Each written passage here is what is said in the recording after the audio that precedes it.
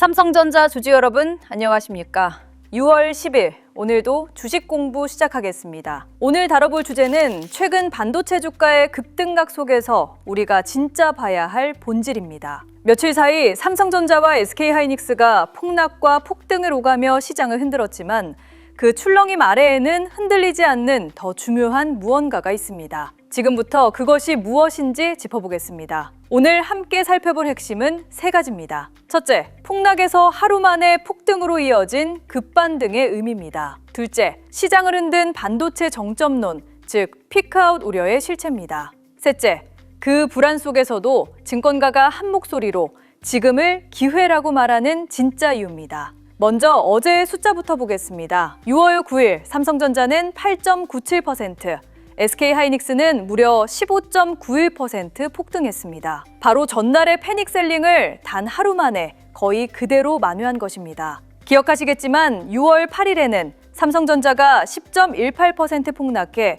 29만 5,500원으로 30만 원 선을 내줬고 SK하이닉스도 7.68% 내리며 200만 원 선이 무너졌습니다. 코스피는 8.29%나 빠지며 서킷 브레이커까지 발동됐습니다. 그런데 단 하루 만에 그 공포를 되돌렸습니다. 이게 무엇을 의미할까요? 어제의 급락이 본질적인 문제가 아니라 단기적인 심리의 출렁임이었다는 강력한 증거입니다. 그럼 8일의 폭락은 왜 일어났을까요? 몇 가지 외부 요인이 한꺼번에 겹쳤습니다. 먼저 미국 반도체 기업 브로드컴의 차기 인공지능 반도체 매출 전망치가 시장 기대에 못 미쳤습니다. 여기에 미국 고용지표 호조로 금리 인상 우려가 겹치면서 미국 필라델피아 반도체 지수가 하루에 10.26%나 폭락했습니다. 또한 엔비디아의 차세대 인공지능 플랫폼인 베라루빈에 들어갈 부품 공급 물량이 줄어들 것이라는 외신 보도까지 나오면서 인공지능 수요가 둔화되는 게 아니냐는 불안에 불을 지폈습니다.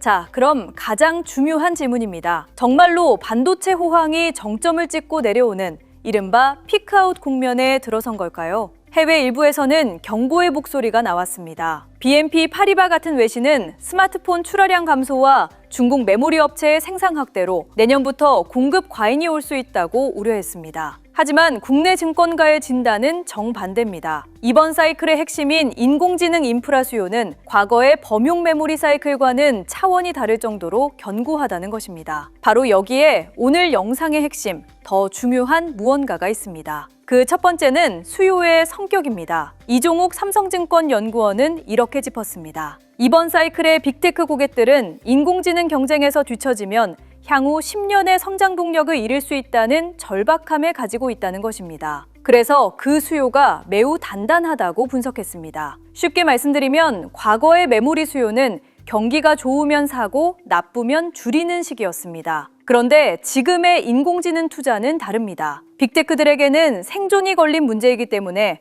경기가 조금 흔들린다고 쉽게 줄일 수 있는 성격의 수요가 아니라는 겁니다. 두 번째는 공급입니다. 내년부터 공급 과잉이 올 수 있다는 우려에 대해 국내 증권가는 그것이 물리적으로 불가능하다고 반박합니다. 이유는 분명합니다. 삼성전자의 PO 공장, 그리고 SK하이닉스의 용인 클러스터 같은 대규모 신규 생산 시설이 본격적으로 가동되는 시점은 내년 이후입니다. 즉, 당장 올해 안에 메모리가 갑자기 쏟아져 공급 과잉이 발생하는 것은 현실적으로 일어날 수 없다는 분석입니다. 수요는 단단한데 공급은 당장 늘릴 수 없다. 이것이 지금 메모리 시장의 진짜 모습입니다. 세 번째는 기술 격차입니다. 중국 메모리 업체의 추격에 대한 우려도 있지만 국내 증권가의 평가는 단호합니다. 고대 역폭 메모리 같은 최고급 하이엔드 시장에서는 한국 기업과 중국 기업 사이의 기술 격차가 여전히 크다는 것입니다. 따라서 중국의 추격이 단기간에 삼성전자와 SK하이닉스의 지위를 위협하기는 어렵다는 평가가 지배적입니다. 범용 메모리에서는 중국이 따라올 수 있어도 인공지능 시대의 핵심인 고대 역폭 메모리에서는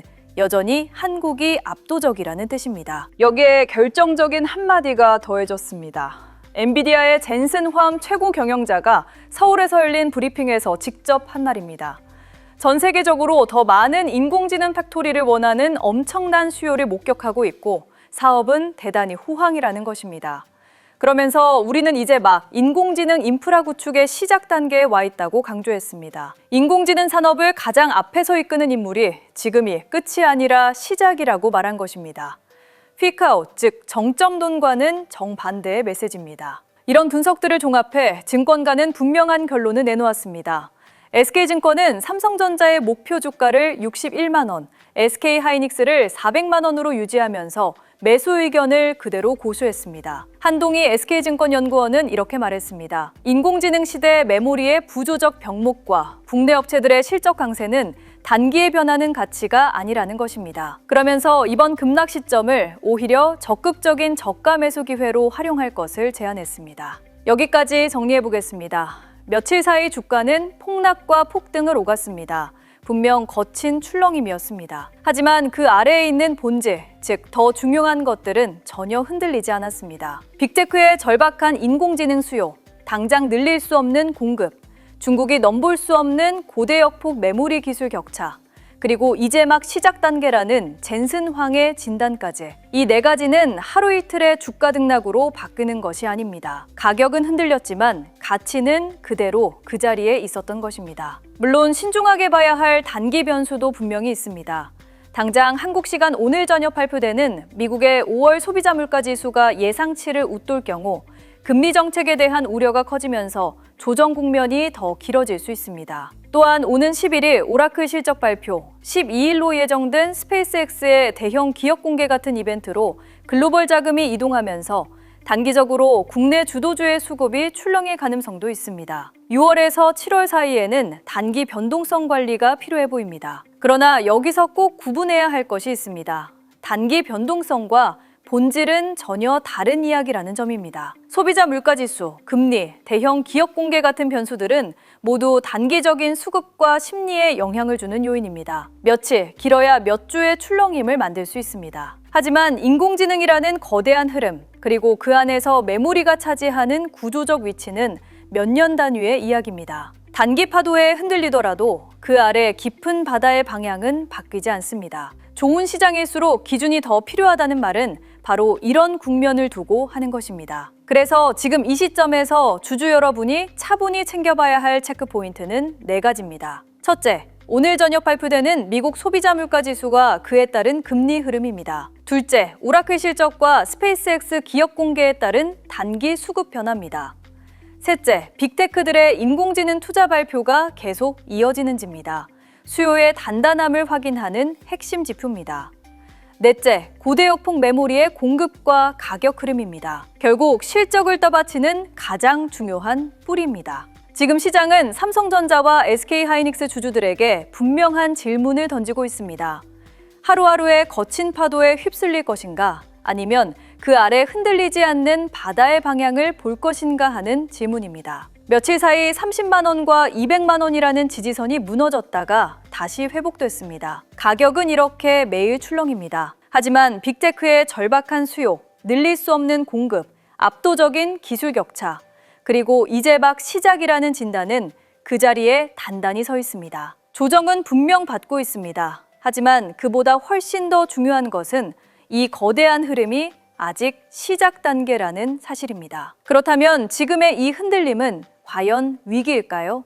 아니면 더 큰 흐름으로 가기 위한 진통일까요? 그래서 주주분들이 생각하시는 요점은 이겁니다. 오늘 같이 급격히 움직이는 장에서 차트를 어떻게 받아들이느냐, 그 한 가지 차이가 나중에 1년 후, 5년 후의 자산의 결과를 완전히 다르게 만든다는 겁니다. 하지만 지금의 주주분들은 어떠한 기준도 명확하지 않기 때문에 같은 빨간 화면의 차트를 봐도 어떤 분은 도망가시고 어떤 분은 쳐다보자마자 겁에 질려 팔기 급하시죠. 하지만 시간이 지나고 보면 그 기준의 차이가 결국 부의 차이가 됩니다. 이건 제 의견이 아닙니다. 역사가 그렇게 말해왔습니다. 2008년 금융위기 직후 삼성전자를 사신 분, 2020년 코로나 폭락 때 침착했던 분, 2022년 메모리 불황의 끝자락에서 자리를 지키셨던 분, 이분들의 공통점은 단 하나, 남들이 도망갈 때 어떠한 자신만의 기준으로 한 발자국도 움직이지 않으셨다는 거죠. 역사를 다 같이 한번 살펴보겠습니다. 2018년 11월 삼성전자 주가가 7만 원 아래로 빠졌을 때 시장은 메모리 사이클은 끝났다라고 외쳤습니다. 그런데 그 뒤로 어떻게 됐을까요? 단 2년 만에 2배가 됐습니다. 2022년 10월 삼성전자가 5만 원대로 내려왔을 때도 마찬가지였습니다. 이번엔 다르다, 진짜 끝났다는 말이 시장을 도배됐지만 그 자리가 결국 새로운 상승의 시작점이 됐습니다. 오늘도 비슷한 뉴스와 유튜브가 목소리를 내기 시작하고 있습니다. 인공지능 반도체는 정점을 찍었다라고 말하고 있습니다. 그런데 여러분, 역사는 우리에게 모두가 끝났다고 외칠 때 진짜 끝난 적은 거의 없었다는 사실을 잊지 않으셔야 합니다. 오히려 모두가 안전하다고 박수칠 때 그때가 진짜 위험한 자리였습니다. 여기서 한 가지 솔직한 이야기를 드리겠습니다. 주식으로 많은 돈을 버는 분들은 똑똑해서가 아닙니다. 정보가 많아서도 아니죠. 가장 큰 차이는 기준이 있는 행동의 패턴입니다. 일반 투자자분들은 오를 때 무서워서 못 사시고 빠질 때 무서워서 파시고 다 끝난 뒤에 뒤늦게 따라 들어가십니다. 그러는 사이 손실은 쌓이고 기회는 매번 놓치게 되죠. 반대로 기준이 있으신 분들은 오를 때 차분히 지켜보고 빠질 때 조금씩 담으시고 다 회복된 뒤에는 비중을 줄이십니다. 이 차이는 누구나 알고 있는 뉴스나 정보의 차이가 아닙니다. 기준의 차이입니다. 오늘같이 많은 빠르게 변화하고 있는 날, 그 기준을 가지고 계신지 한번 스스로에게 물어보셔야 합니다. 만약 없으시다면 오늘이 바로 그 기준을 만들기 시작할 가장 좋은 시점입니다. 하지만 말씀드린 그 기준, 사실 혼자 만드시기 정말 어렵습니다. 직장일부터 가족까지 챙기시는 분들이 거시경제 지표, 외국인 수급, 글로벌 뉴스까지 하나하나 따라가실 시간이 없으시죠. 그래서 저희 채널에서 투자자 여러분들께 간단한 프로그램을 소개해드리려고 합니다. 이 프로그램은 단순히 종목 하나만 들여다보는 게 아닙니다. 오늘 같은 폭락 국면에서 어떻게 판단해야 하는지, 어떤 신호에 기다리고 어떤 신호에 움직여야 하는지 그 기준을 한 화면에서 정리해드리는 프로그램이죠. 우리나라의 현재 경제 근황, 정치가 경제에 미치는 영향, 그리고 인공지능, AI 보조지표까지 한 번에 볼 수 있도록 만들었습니다. 특히 이 AI 보조지표는 이 종목 사세요가 절대 아닙니다. 종목의 추세가 살아있는지, 거래량이 붙고 있는지, 수급은 어떻게 흐르는지, 지금이 시장이 관심을 보이는 구간인지 아니면 빠지고 있는 구간인지를 가늠해주는 나침반이라고 생각하시면 됩니다. 많은 분들이 편하게 사용하실 수 있도록 최대한 직관적으로 만들었지만 프로그램을 처음 사용해 보시는 분들도 어렵지 않게 사용하실 수 있도록 프로그램 사용 설명서도 함께 보내드리겠습니다. 프로그램에 들어간 AI 보조지표는 현재 국내 주식시장, 즉 국장의 흐름에 맞추는 확률이 만들어져 있습니다. 이 영상을 보고 계신 여러분께서 베타 테스트에 참여해 주시면 한 분 한 분의 사용 기록이 이 AI에 더 정교하게 국장의 흐름과 패턴을 읽어낼 수 있게 돼요. 사람이 많아질수록 시간이 흐를수록 국장을 맞추는 확률은 점점 올라가게 되는 시스템입니다. 그래서 지금 베타 테스트에 함께 해주시는 분들이 가장 큰 혜택을 보시게 될 가능성이 큽니다. 지금 참여하시면 저희 프로그램이 시간이 지날수록 점점 더 정교해지는 지표를 누구보다 먼저 받아보시게 되는 겁니다. 이번 프로그램은 베타 테스트 단계라서 100% 무료로 배포하고 있습니다. 방법은 간단합니다. 구독과 좋아요 눌러주시고 댓글창에 구독 완료라고 남겨주세요. 그리고 더보기란이나 댓글창의 신청 페이지 링크를 통해 성함과 연락처만 적어주시면 방금 말씀드린 프로그램과 인공지능 보조지표 사용 설명서까지 한꺼번에 보내드립니다. 또 많은 분들의 후기와 프로그램에 각자만의 꿀팁이 담겨있는 텔레그램 공유방이 있으니 공유방에도 들어오셔서 후기와 정보를 공유해 가시길 바라겠습니다. 오늘 같은 날 가만히 있는 분과 자기만의 기준을 만들기 시작하는 분, 1년 뒤 이 두 분의 결과는 완전히 다를 겁니다. 그 차이를 만드시는 출발선에 이 자료가 작은 도움이 됐으면 좋겠습니다. 마지막으로 정리해드리겠습니다. 투자 시장에서 부의 가장 큰 이동은 언제 일어났을까요? 호황기일까요? 아닙니다. 모든 시대의 부의 재분배는 폭락 직후에 일어났습니다. 위기 속에서 누군가는 도망갔고 누군가는 조용히 자리를 지켰습니다. 그리고 그 결과는 1년, 3년, 5년 뒤에 분명히 나뉘었습니다. 지금 이 삼성전자 자리도 다르지 않습니다. 오늘 누가 어떤 선택을 하느냐가 몇 년 뒤 누가 어디에 서 있을지를 결정하게 될 겁니다. 여러분이 어느 쪽에 서고 싶으신지 오늘 한번 스스로에게 물어보셔야 할 때입니다. 그리고 답이 정해지셨다면 지금 그 한 걸음을 떼시는 게 시작입니다. 다음 영상에서는 오늘 같은 패닉 장세가 진정된 뒤 어떤 종목들이 가장 먼저 반등 신호를 보내는지, 그리고 그 시점에 무엇을 봐야 하는지 구체적으로 짚어드리겠습니다. 시청해주셔서 감사합니다.